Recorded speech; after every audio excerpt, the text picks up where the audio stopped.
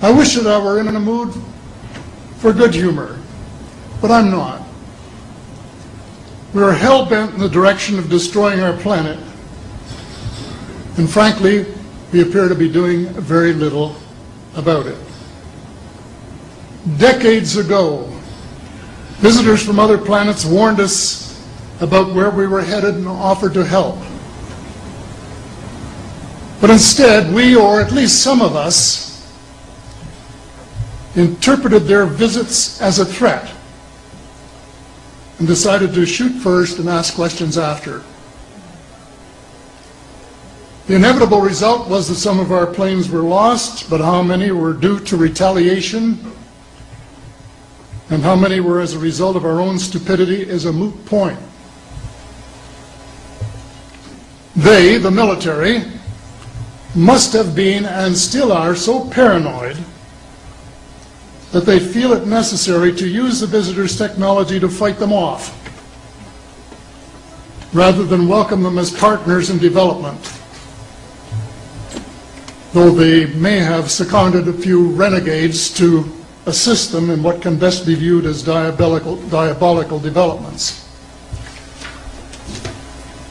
Stephen has said that talking about UFOs is passé, and that we should be talking or limiting our talk to exopolitics. Well, Stephen, I agree with you in theory, but in reality we have a problem when official U.S. policy insists that UFOs don't exist.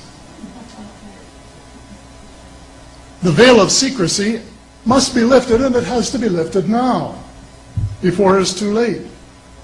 It is ironic that the U.S. should be fighting monstrously expensive wars in Iraq and Afghanistan, allegedly to bring democracy to those two countries, when it itself can no longer legitimately claim to be called a democracy, when trillions, and I mean thousands of billions of dollars, have been spent on projects about which both the Congress and the Commander-in-Chief have been kept deliberately in the dark.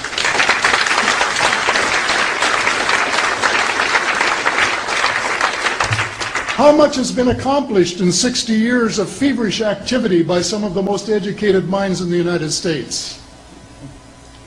Has America developed flying saucers that are visually indistinguishable from the visitors, as alleged? And if so, what do they propose to do with them? Even more critical, what progress has been made in the development of clean energy sources that could conceivably replace fossil fuels and save the planet from becoming a veritable wasteland? Well, who has the answers?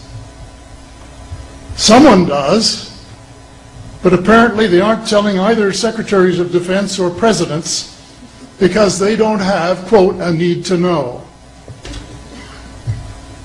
In a story told by Dr. Stephen Greer, President Clinton was asked a question by White House reporter Sarah McClendon about why he didn't do something about disclosure. And Clinton replied, "Sarah, there's a government inside the government, and I don't control it." Excuse me, doesn't the Commander-in-Chief and the person who allegedly has their finger on the nuclear trigger have a right to know what his subordinates are doing? The people of the United States who have paid the bills have the right to know. The people of the world demand to know because it is our descendants too whose lives are in mortal danger. It is time for the people of the United States to launch a new war against the evil of lies, deceit, and darkness, and go all out to win the victory of truth and transparency and light. Thank you.